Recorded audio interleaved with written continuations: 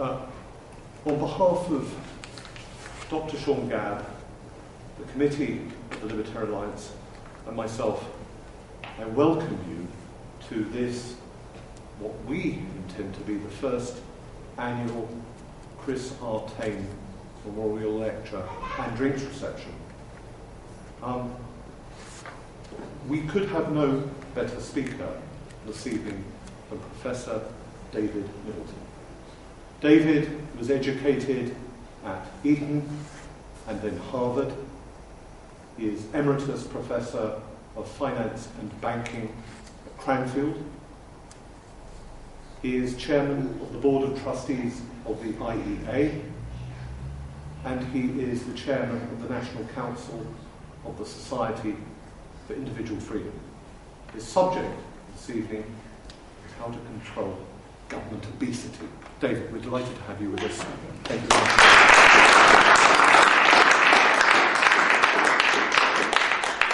Thanks, Tim. Well, of course, great honour to be here, invited to give the first Chris Taine Memorial Lecture. Slightly intimidating in a way to be giving a memorial lecture for someone who's younger than you. It does make you feel a bit ancient. But of course, it's worth remembering that many of the liberties we value have a lifetime far longer than just one person. They have a history going back many generations. Tim said he wanted half an hour, so that's what I'll try and give you. I thought I'd start by taking an overall view, really, of the size of the British government at three different periods in our history. The first would be the late Victorian period, about 1880, which really was the height of laissez-faire, which I define, by the way, I expect this is fairly common ground, simply as government non-interference. It probably doesn't much matter whether laissez-faire was a formal policy or just the practice and the general attitude of the governing classes at the time. The second period I'm going to look at, very briefly, is 1965, clearly post-Second World War, but also clearly 15 years or so pre-Thatcher. It may seem quite a long time ago, but I must say I remember it very well. That was the time when Robert Carnegan and I, and Chris Taine and some others, founded a little group called the Young Libertarians. 5 years later I resigned, not because I was no longer libertarian, but because I felt I was no longer young. And finally, this year, 2008, though I must admit I find it a little hard to know exactly where we are. It's difficult for we older characters to keep up with all the changes there have been, and really to tell how much remains of the England we thought we were defending when we were young. Now, measuring the size of government isn't easy, as you will well know. One approach is to look at government spending as a proportion of national income, and that's, on the whole, what I'll do. In the long run, as you might expect, that comes out pretty much the same as looking at taxes as a proportion of national income. But as we know, governments borrow, so year to year they don't always correspond. Now, in 1880, the government spent about 7.5% of the national income, less than 1/10. In 1965, fast forward, it was about 50%, just under, 45%. And it's about the same today. And Alan Peacock and Jack Wiseman wrote a book explaining why government spending, which rose so steeply during the two world wars, never came down much afterwards. One big difference between 1880 and 1965 was, of course, the growth of the welfare state, government spending on schooling, health, pensions, social security, and so on. In very rough terms, in 1880, the government spent about 4% of the national income on military defence and debt interest on the debt that had been incurred, basically, to fight previous wars. And the government spent about 3.5% on law and order and everything else. And pretty well nothing on the welfare state. By 1965, of course, the picture had changed.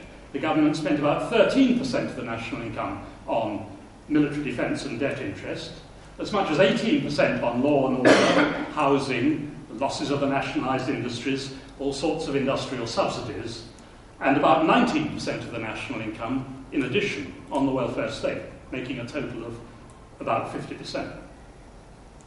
But today, although the total of government spending is still about 50%, there's quite a difference compared with 65. Today, the government spends about 7% on defence and debt interest, about 10% on law and order and everything else, and no less than 33% of the national income on the welfare state.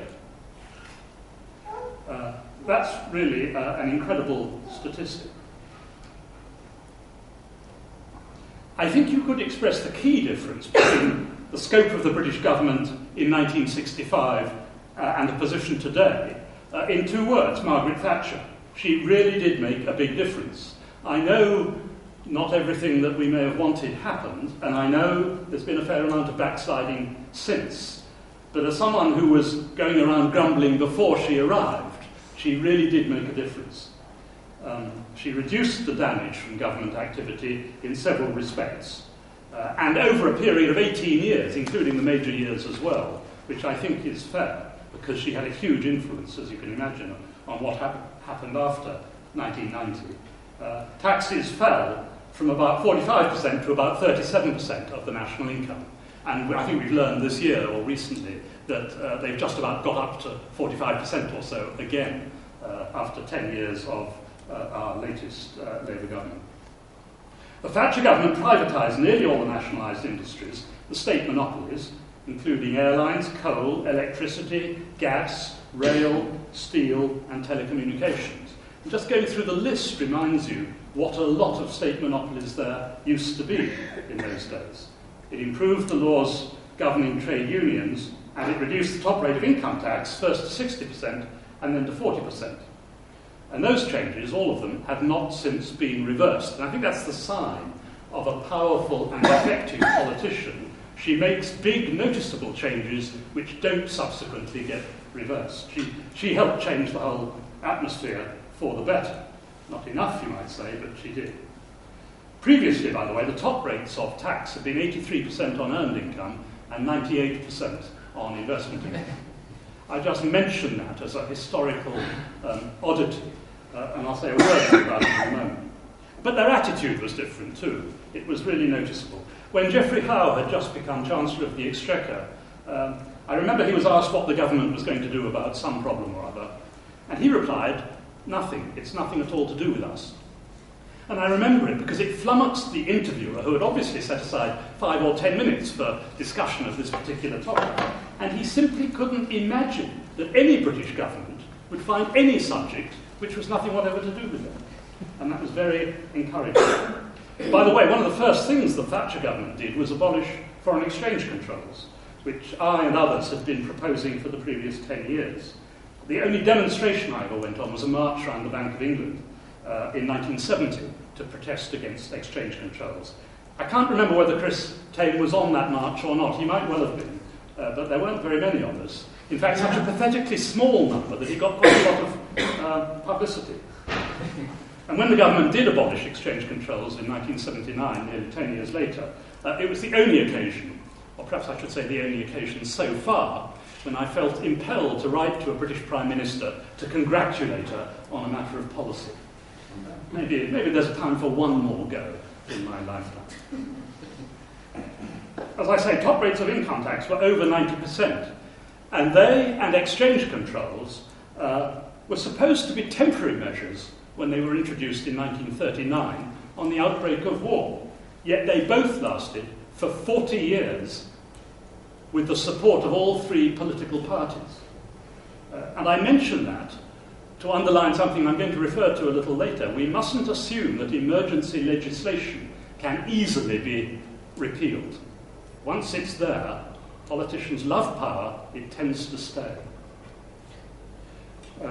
High taxes have been a bugbear of mine for years. They tend to dampen incentives, they involve a very heavy burden of complexity, and they waste the time of some of the cleverest people in the country. I don't mean me, I'm not a tax expert, but I know they do waste really brilliant people's time who could be helping to create wealth instead of just helping protect individuals and companies against confiscation of wealth. And of course, they transfer money from the voluntary to the compulsory sector. We mustn't forget, taxes are based on coercion, of course. They're fiendishly complicated. One of my favourite quotes is from Lord Justice Diplock, once in the three-man Court of Appeal. He said, it would be a poor compliment to the draftsman of Section 28 of the Finance Act 1960 if this court were to be unanimous as to its meaning.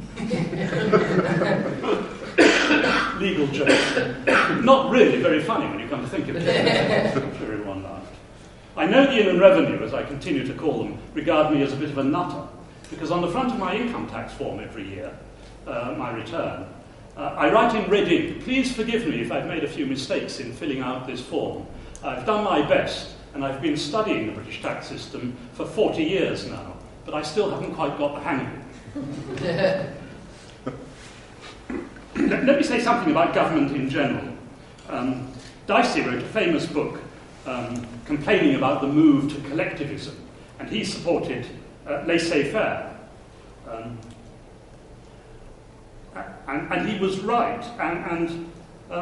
One of the things he was saying is government interference always looks wonderful because you see the benefits immediately, and the costs and the indirect effects you often don't notice for quite a long time.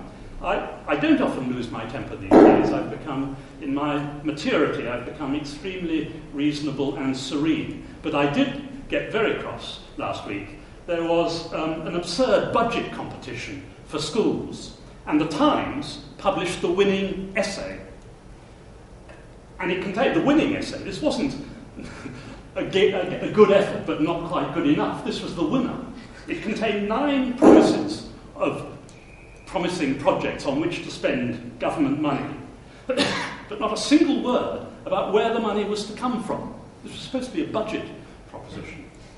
If the government didn't confiscate our money in taxes, we ourselves, of course, would have more to spend on what we value, not on what the politicians think will buy votes.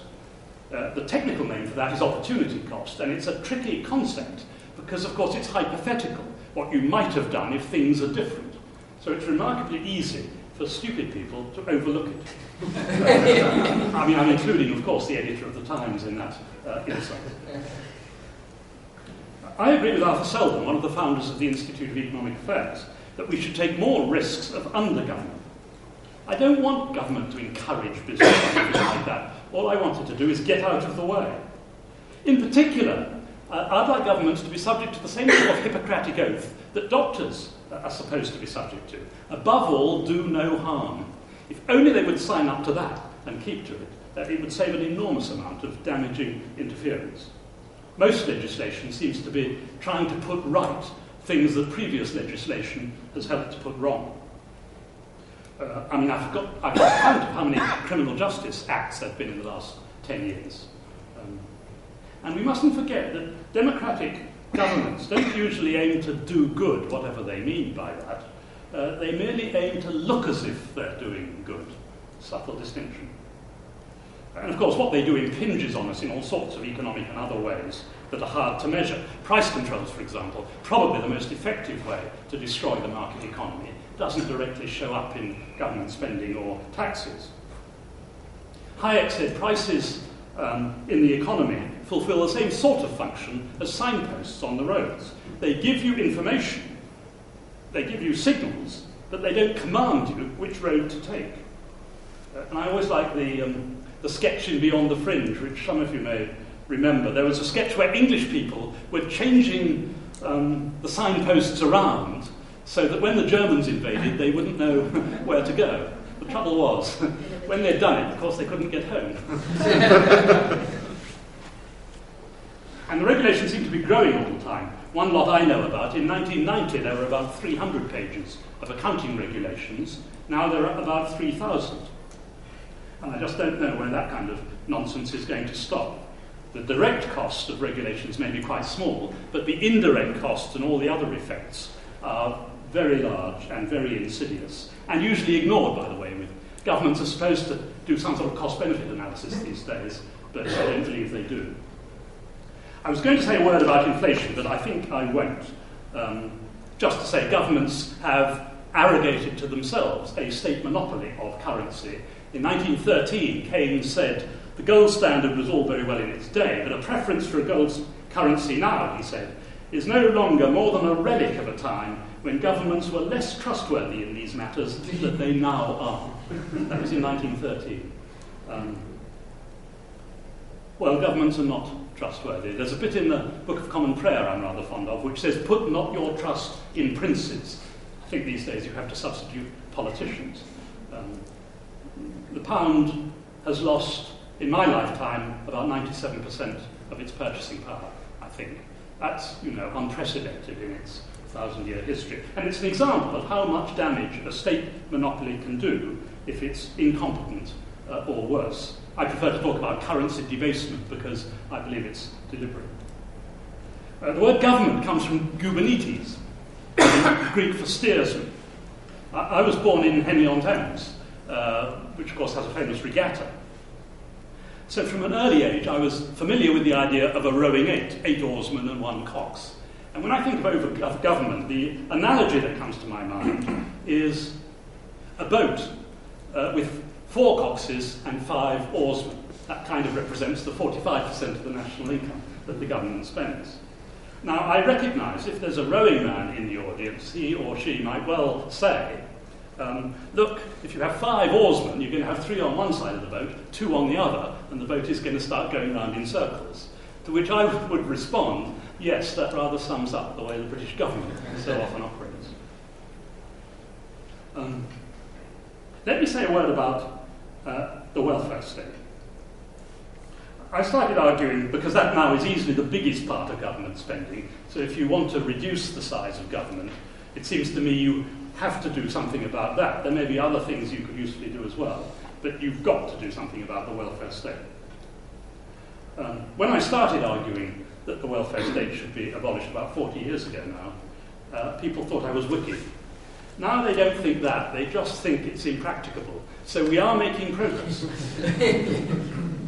And one of the things I've learned in a long lifetime is things can change, even things that you never dreamed could change. So don't give up. I mean, the last 50 years have been pretty tough from a libertarian point of view. But things can change. Trends go on until they stop. About 2/3 of what government spends is on the welfare state. So if you want to cut government spending, that's what you have to cut. It's nice to think you could save some money by just cutting out waste in government spending.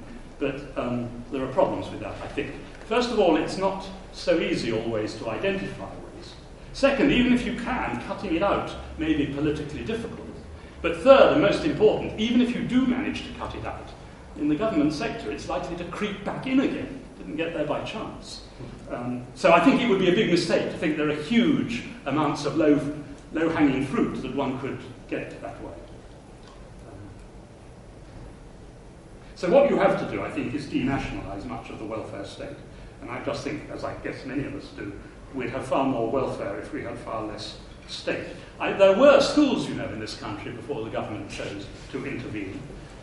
But, of course, by providing free education from about 1891, I think it was, Lord Salisbury, clever wheeze to win the election, offer free education and scupper the Liberals' plan.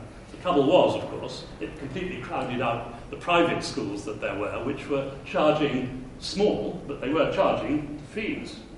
And it's what, by the way, the new Charities Act is about to do now, deliberately destroy the independent schools. It's one of the nastiest bits of legislation, and it's somewhat ironic that it should be under the title of the Charities Act. I've seen them in action, because I'm chairman of a charity, and it's quite a good example of something that doesn't appear in the tax totals or the government spending totals, but is doing more harm to the voluntary sector than almost anything else at the moment I can think of. And of course there have been hospitals for centuries before the National Health Service came along in 1948. Wonderful book by James Bartholomew, The Welfare State We're In. He points out that in just 30 years, 3 decades, in London alone, 5 new hospitals, charitable hospitals, were founded to add to Bart's and St Thomas's, which already existed. But of course, in 1948, the government, the National Health Service, nationalised them, which you could argue was the greatest expropriation by the state since Henry VIII dissolved the monasteries in the 16th century. That doesn't get much headline in the history books these days. People forget. And of course, be careful because we're in the Lloyd George room, but I do want to say a word about pensions. After 1905, the Liberal government introduced state pensions led by Lloyd George and Winston Churchill.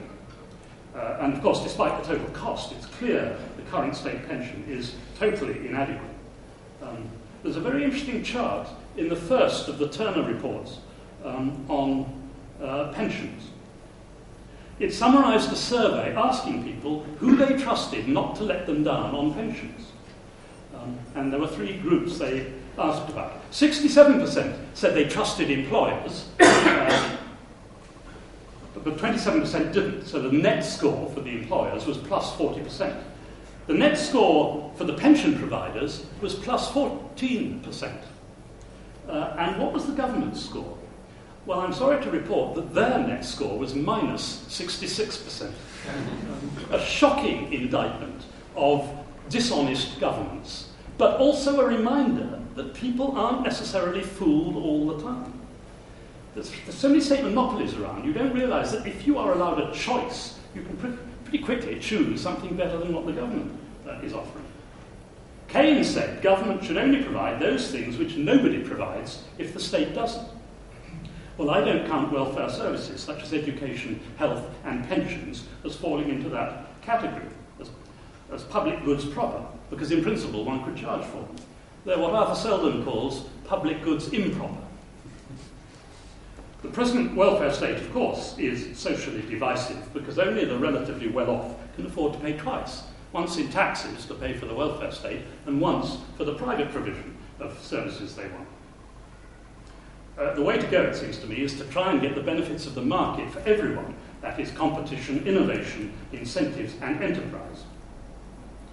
I think you'd have to start with some kind of voucher system. I'm not going to talk much about it because it's fairly well known, the general approach, rather like we have at the moment in Sweden in education, which would allow consumers to top up the voucher, which would sort of represent the average amount spent on the state provision, that you could top it up, pay a bit more, and get private provision. That would in effect mean the government continuing to finance the welfare state, so taxes wouldn't yet go down, but it wouldn't be providing them. And even if you think there's a huge financial problem, and I will say a word about this in a minute, and the government has to spend a lot of tax money on financing welfare services, even if you think that, it doesn't mean they have to provide the services as well, at which they are notoriously incompetent. And what is worse, they genuinely don't seem to realise they are so incompetent. If you're incompetent in a competitive market, you very soon go out of business. One of the snags, and there are many, with state monopolies is it's very, very difficult to get them to go out of business.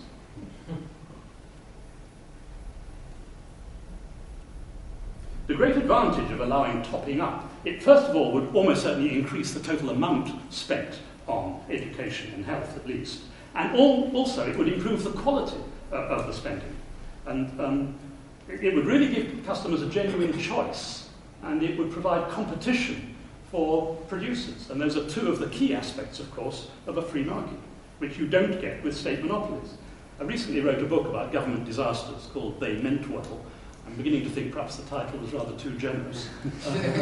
But at any rate, one of the things I learned was governments simply haven't got a clue about how to cope in providing services in markets where customers have a genuine choice. The concept of voting with your feet is absolutely alien to them, partly because they so rarely allow it. And state monopolies are risky. This point isn't always made.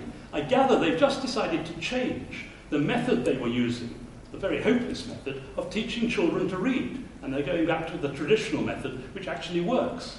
If you have a state monopoly, and some fool in the centre makes the wrong decision, and it's imposed on everyone for generations, that can do an unbelievable amount of damage. Whereas in the market, what you have is competition. Best practice can very quickly spread, and you have trial and error too, so you can see what works and what doesn't work. As I said, a voucher system wouldn't reduce government spending, so the next step would, I don't know how long this would take, would be to withdraw most, if not all, of the vouchers and then cut taxes. My philosophy is that most people ought to be expected pretty much to pay their own way during their lifetime, to pay for themselves. There can be a few exceptions, which I'll say a word about, but in general that seems to me a perfectly reasonable proposition. After all, what's the alternative? That some people have a right to live off the rest of us? I don't see why that should be. It doesn't make sense to me. And of course, free societies have a number of mechanisms to enable this to happen. First of all, when you're a child, your parents look after you and provide for you. And then when you're a parent, you look after your children. So that's one intra-family method of providing for the very young, and maybe the very old, by the way, as well. The capital markets. Most people borrow to buy a house when they're young, and then they gradually pay it back as they get richer and older. And of course, charity, a very valuable part of a free society. People who are down on their luck may need financial help. Probably temporary, but maybe sometimes permanent. And of course, a civilized society will always make some provision for that. The first port of call would normally be the family. Hasn't yet completely broken up. But if that doesn't work, you have to get charity from external sources. A key question in my mind is, should it be voluntary charity or what I call coercive charity, financed out of taxes? The difficulty is the government has crowded out so many voluntary charities, it would take time for them to emerge and prosper again. But, you know, there were marvellous voluntary charities in the old days. Some of them still exist, but I'm afraid many of what call themselves charities these days get most of their money off the taxpayer, so it's a bit of a joke. It's still coercive. I like voluntary charity over state charity for three reasons. It's likely to be more effective. The people in charge know what they're doing, and they don't have to buy votes, so they don't have to play silly games. It allows taxes to come down, which I think has all sorts of positive implications, and it avoids having half the population in some areas on the state payroll, which I think politically is extremely dangerous. And I think we can see it in operation now, because it's almost impossible to wind the system down. But even I accept that in the extreme, probably I think for a small minority, some coercive redistribution via taxes might be necessary. I'm prepared to go with trial and error there. Personally, I doubt if it would be necessary, but if I'm wrong, well, you can't let people just starve, I think. Not starve in the street, anyway. By the way, one of the good things Westminster City Council does is keep the pavements right. I always write and congratulate them once a year, and I think they feel it's an insult because I'm not mentioning all the other disastrous things they do, but I do think they look after the pavements well. In principle, I think it's better to give money and let people, the recipients, decide for themselves how to spend it. In fact, you could argue the poor need freedom in this respect even more than the better off. When you're spending your own money, you tend to be more careful, because it's your money, and even more important, you learn from your mistakes. One of the problems with the paternalistic system we're trapped in is it's awfully difficult for people to learn. They're almost encouraged not to learn. In contrast, the welfare state is an irresponsible society because it separates from people's minds the concept of getting benefits from the concept of paying for them. It separates the two. And it keeps people in a permanent state of dependence. How would private provision work in detail in education and health and schooling and so on a national scale? Of course, I don't know. The whole point about the free market is it's very unpredictable. Hayek called competition discovery procedure. But you have to have the competition to discover the winners and losers.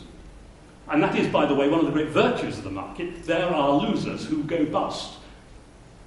That doesn't happen in state monopolies.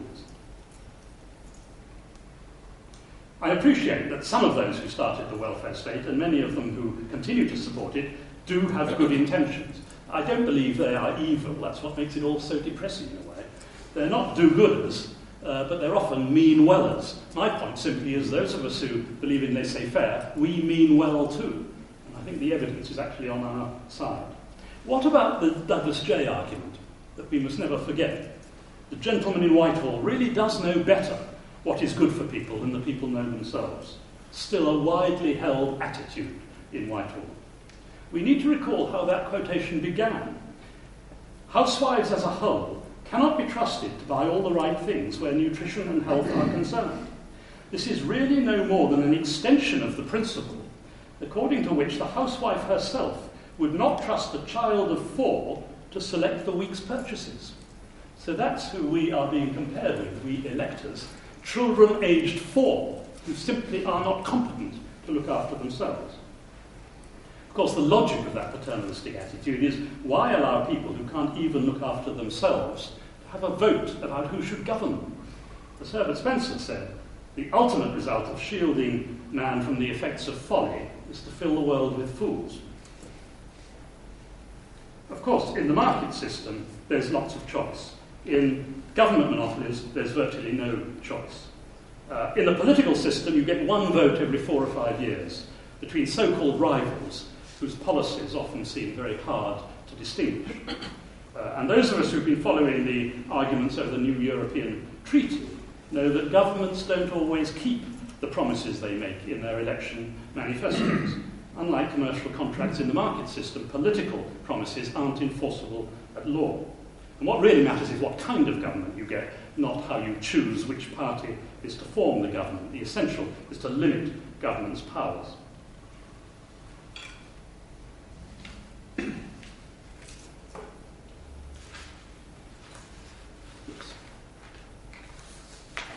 Voluntary transactions are what they call a positive sum game. Both parties expect to benefit. And I'm fond of the Greek word katalassein, meaning exchange, or to exchange, because it also means to turn from enemy into friend. A nice illustration how the free market is peaceful, whereas when you look at governments all over the world, they are the ones who seem so often to be aggressively starting wars, which are desperately expensive and usually fail. And you could argue that wars are really negative-sum games. I want to say a word about the nanny state.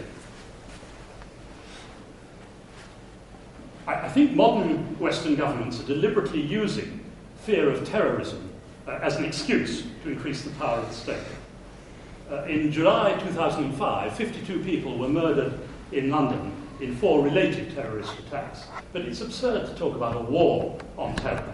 In the Second World War, Britain lost 380,000 military personnel and 70,000 civilians. Deaths from that war amounted on average to more than 200 people every day for nearly 6 years. More than 4 times as many people every day as were murdered on one day in London 3 years ago. If 50 people died from some natural disaster, from a bad train crash, a normal, robust society could, of course, easily survive it. What makes terrorist atrocities so awful is the malice behind them. And I agree, that is a bit frightening, but let's keep a sense of proportion and not throw away civil liberties that have taken generations to build up. Nearer and nearer to perfection in proportion as it interferes more and more with the habits and notions of individuals. In my block of flats, there's a notice saying it is illegal to smoke in this building. Well, I mean, that's a gross infringement of individual freedom. What on earth? What is it they're going to ban next? What else are they planning to forbid that they don't yet quite have the courage to do? And yet, you know, we accept it. One of the complaints I think one can legitimately make over the years about the British is we don't complain enough. I heard a chap called Oleg Gordievsky the other day give a talk to children about the Soviet-Russian system. It was a pretty bleak talk because basically he was only talking about people being wiped out and murdered and slaughtered, and he went on for 35 minutes in that vein, so it was pretty depressing. But in the questions, someone asked him something about the British, and he said he was a bit nervous about what was likely to happen to the British because they never complained, and I think he had quite a good point. A free society is tolerant. We may not approve of everything other people do or say or think, but that doesn't necessarily mean we want to forbid them from doing it. In this country, as a rule, everything is allowed except what is specifically forbidden, and I think that's quite healthy. When I was at prep school many years ago now, we had a well-known abbreviation, MYOB, mind your own business. Well, of course, I'm grown up and respectable, and I wouldn't dream of using that phrase now, but my goodness, how often I think it when I consider the British government and its activities. Mind your own business. Don't interfere in everything. The Institute of Economic Affairs has just published rather a good book discussing government prohibitions on various things like alcohol, drugs, gambling, advertising, boxing, firearms, and so on. And its conclusion is that government prohibitions, this is kind of economic analysis, normally do more harm than good, quite apart from restricting individual freedom. So my conclusion is, not surprisingly, that government has grown in extent enormously in the last, 125 years or so, from something like 7.5% to something like 45% of the economy, and there's no sign of a slowdown, let alone a reduction. The opposition is so respectable or so desperate for power that it won't even promise any tax cuts from present levels. So they obviously regard what we've got as normal. As I say, if we want to reduce the burden, I think we have to cut government spending, and that means transferring activities from the state to the private competitive sector.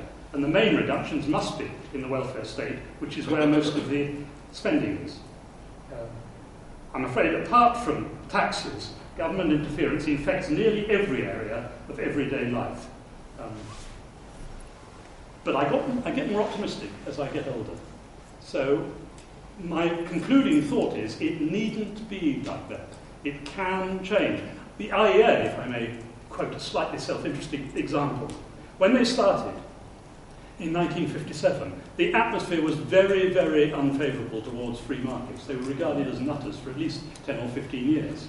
They were very respectable. I thought I was young. I thought they were too respectable. But actually they were right. By keeping going for year after year, they did have an influence. I'm not saying they will be the saviours in future, though I hope they will help. But things can change, so don't give up the fight. Thank you.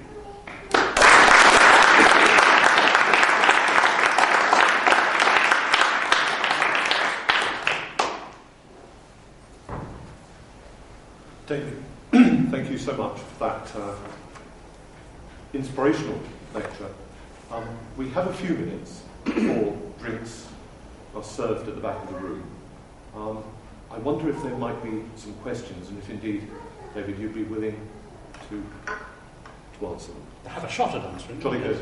The first hand I've seen is Ben. Ben, I want to get several people in here. I've only got a few minutes. So you have 30 seconds.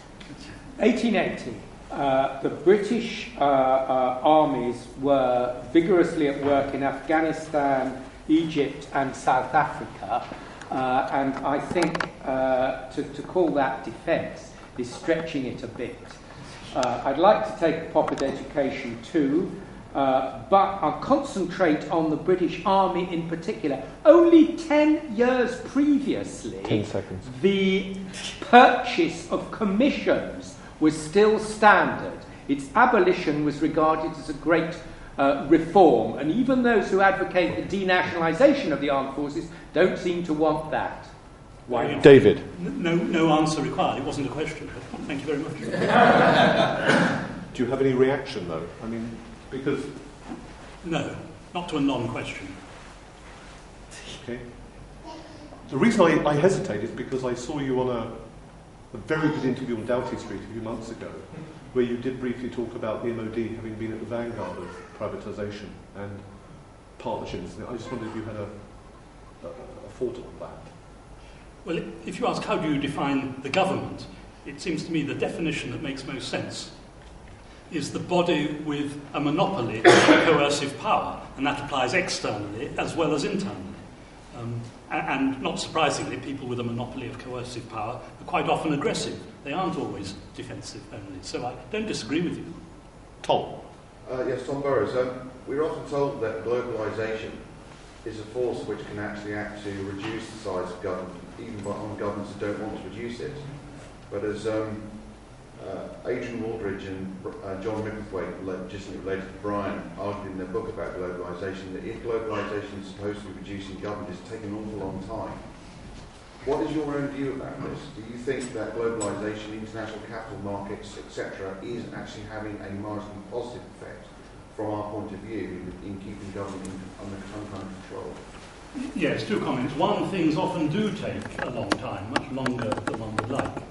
It's natural for a young man to be impatient. Things do take a long time, sometimes generations. So don't worry too much just because it doesn't happen overnight. And yes, there is such a thing as tax competition, which you won't be surprised to learn I regard as very healthy and satisfactory. And again, you won't be surprised to learn the European Union is desperately trying to stamp it out wherever it finds it, so that all those high-taxing governments can have a monopoly and there'll be nowhere to go, no escape. And I think that is one aspect of globalisation. And if you look at tariff levels now, compared with 50 years ago, they are much, much lower. We could have a long discussion about why that is, but I think it's thoroughly healthy. So although the world is not in an ideal state, and probably never will be in our lifetimes, yes, I think globalisation on balance is a force for good, absolutely. Antoine Clark. Thank you. I just want to make a comment about the last question, exchange, which is about the pace of change being very slow. I think that's true, but the other thing to remember is that change can be very quick and sudden as well.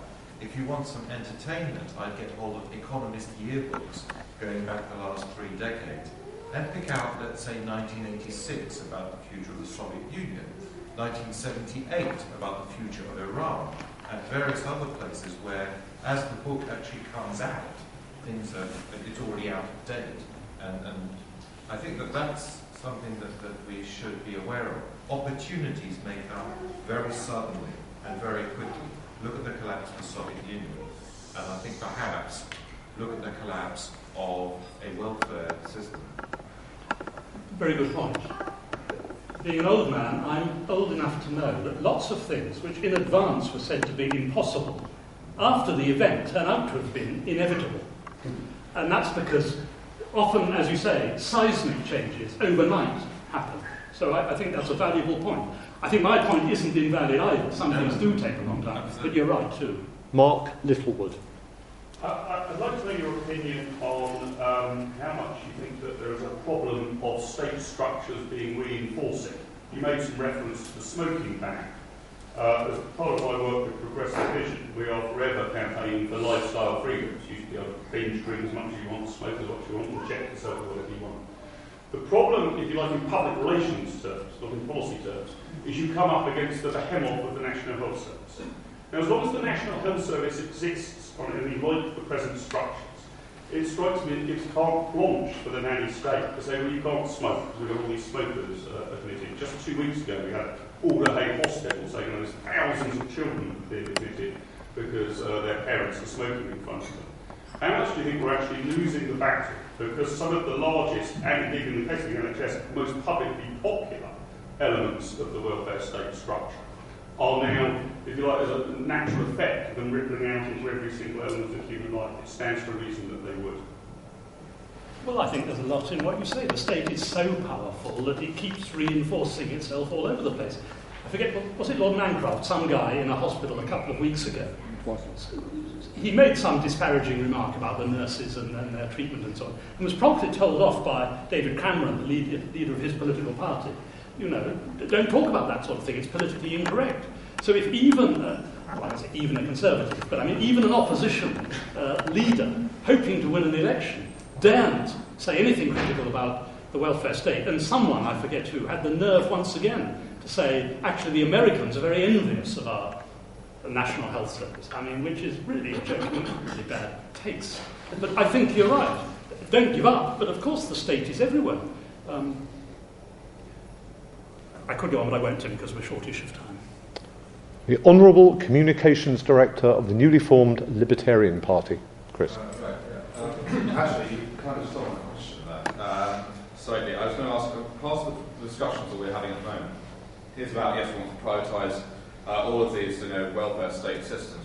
And the question that's often levelled, or the objection that's often levelled, is that in fact the people in general, and again it still is a paternalistic attitude, but so many people who see are far too stupid to possibly provide for their own future, and therefore, if for instance we adopted a health insurance system, it would still have to be a compulsory health insurance system, a la France, for instance, rather than a voluntary one. Do you think that people really are that's stupid, really. I mean, I've maintained in my blog, Devil's Kitchen, that essentially what the welfare state has done over the last 60 years and more is to infantilise the population, to insulate them from the consequences of their stuff. David. Yes, well, the first thing is, of course, people can learn, but they have to be allowed to learn, and they're not going to learn overnight. So it may be at the moment lots of people are stupid, and it may be lots of people don't even want freedom in this area and in other areas. So there clearly is a problem there.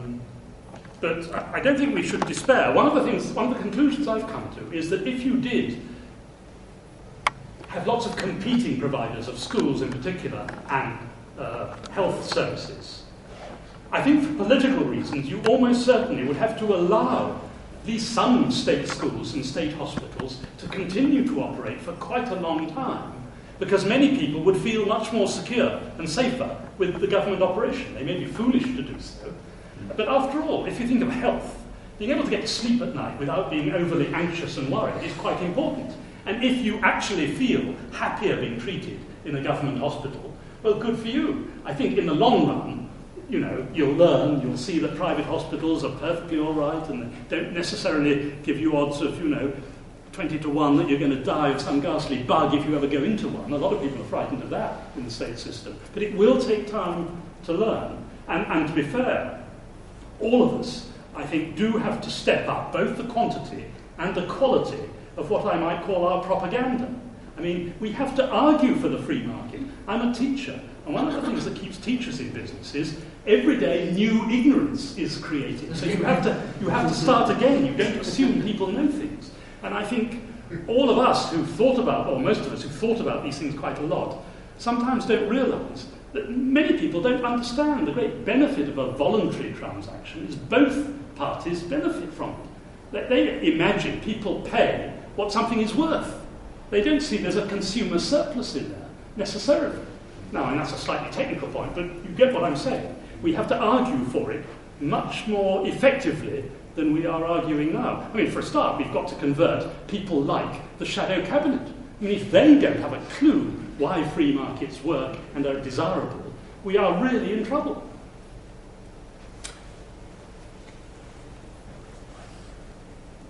I'm going to bring this part of this evening to a close because it's important we keep to time. David, thank you very much indeed on behalf of us all for such an excellent talk and for such interesting answers to those questions. Thank you very much indeed.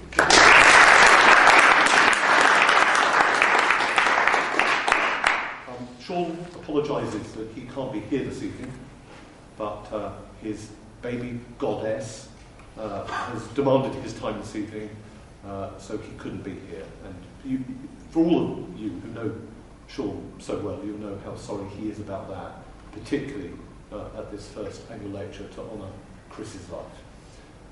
Please do stay on the next hour or so. Drinks are served at the back of the room. Thank you very much indeed. Thank you.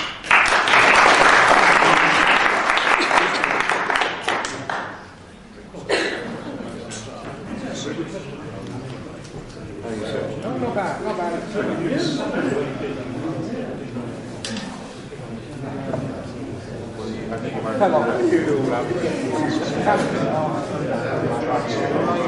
Chap stopped me asking a question. Very naughty on it. But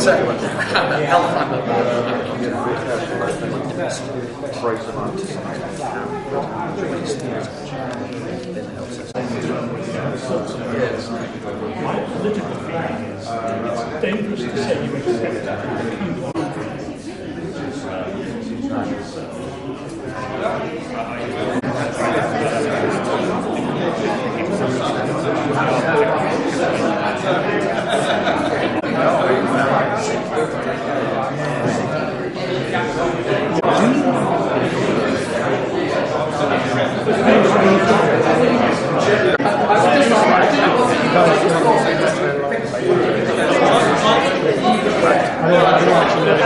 With the bill service. I do like to do that. Maybe when I next try to do that.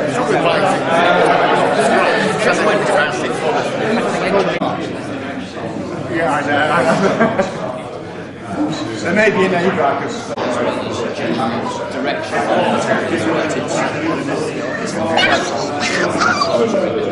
Hello, Fluffy. Has to make these crazy